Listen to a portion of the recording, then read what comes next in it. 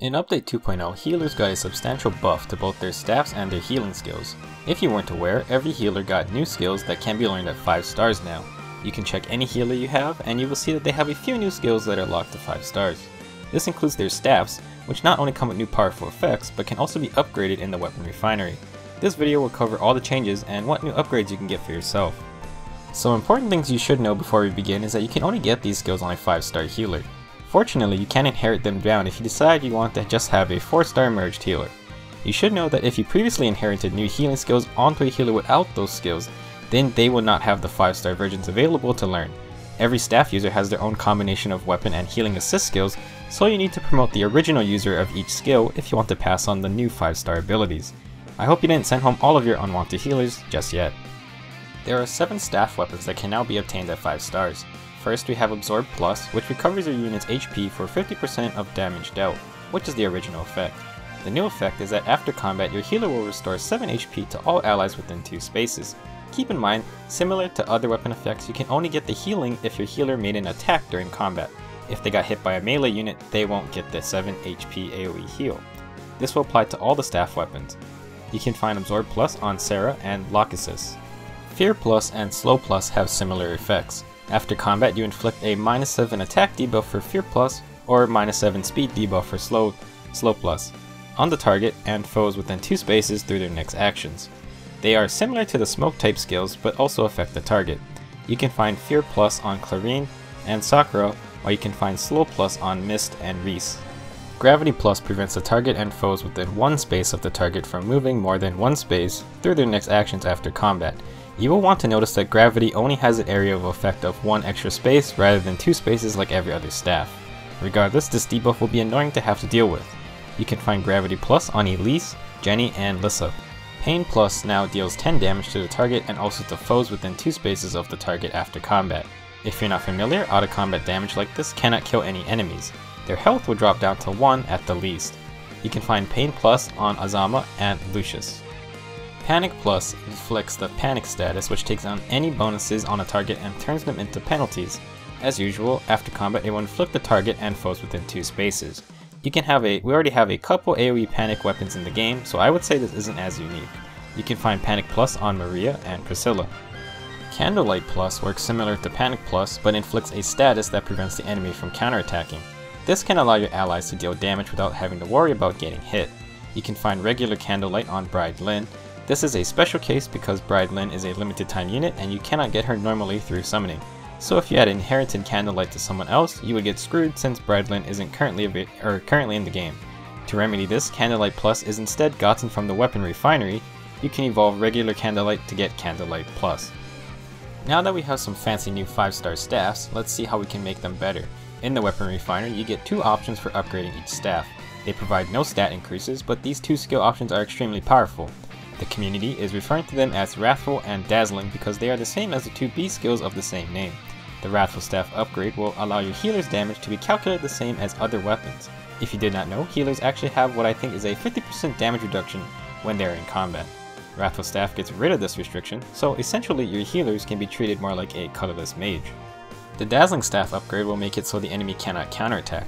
So if your healer initiates a fight, no matter what skills the enemy has, they will not be able to counterattack back. This makes it easier to apply some of the AoE debuffs we talked about earlier.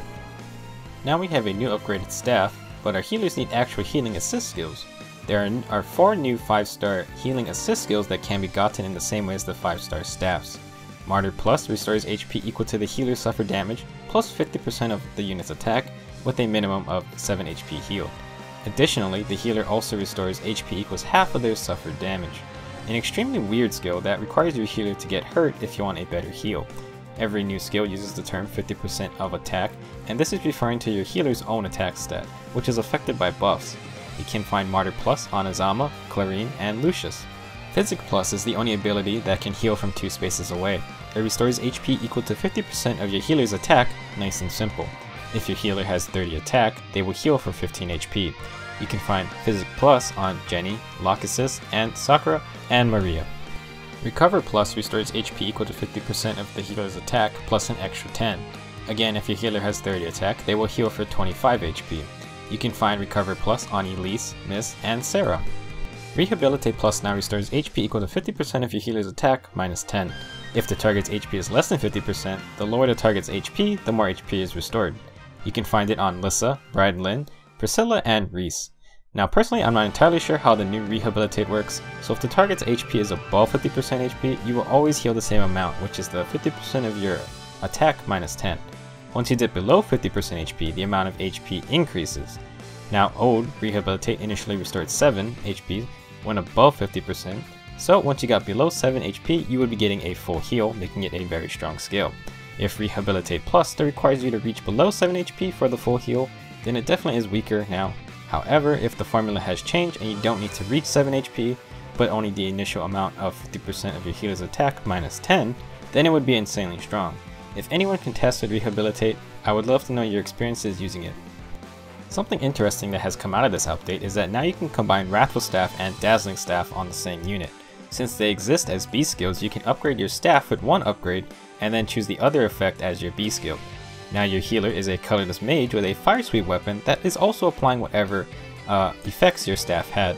A main issue here is that Dazzling Staff comes from Bradlin, who is not regularly summonable, and Wrathful Staff comes from Jenny, who is a 5-star exclusive healer, and who I still cannot get. While theoretically powerful, you need to pray to the RNG gods to get Jenny or Lynn if she comes back. Now a lot of people are saying this combination is busted on Elise, and I would agree because she has a really good offensive spread for a healer and she can benefit from cavalry buffs. So while I do think it would be incredibly annoying to face this in Arena, not many people are going to have Elise to use, and her low BST holds her and other healers back. Now if this combination interests you, there is Priscilla, who just has 3 less attack and speed than Elise, but I think could possibly pull off the same combo. Adding Gravity Plus, and now these cavalry healers can kite your team and actually deal damage. I hope I don't run into this in Arena, because having to deal with Reinhardt and Brave Lynn every match is already annoying as is. That covers all the new changes, and now I just want to talk about my personal experiences with these new upgrades. So I 5-starred my Sarah, and she gets access to Absorb Plus with the Wrathful Staff upgrade and Recover Plus. Absorb Plus with Wrathful upgrade means Sarah gets to do more damage and thus heal more. If she doubles, she can very easily take out low-res melee units. Absorb Plus was also surprisingly enjoyable when most of my team gets that little 7 HP heal. I feel like I could treat Sarah more as a combative unit rather than just being relegated to healing from the back lines. Regarding healing, Recover Plus is amazing. My Sarah, who has 40 attack with Absorb Plus, which by the way has the least amount of might of the new staffs, can heal for 30 HP every time. This makes it extremely reliable and easy to keep my units on high health. I would think Physic Plus is also a lot stronger, while I am still not sure about Rehabilitate Plus. I personally don't see the point of Martyr Plus, but if you understand how to use it effectively, then that's all that matters. Last thing is that since all the healing skills now base their heals off of the attack stat, low attack healers sorta got screwed. Do keep in mind that it's actually not that bad since a difference in 10 attack is only 5 HP you can heal for. I do think the most important thing is finding a combination of healer, staff choice, and healing assist skill that works for you. At least from using Sarah, I can say that heals are a lot more satisfying and definitely more impactful than before. While the usage in Arena is up for debate, I don't think you can argue that they are very good for PvE content and they feel great.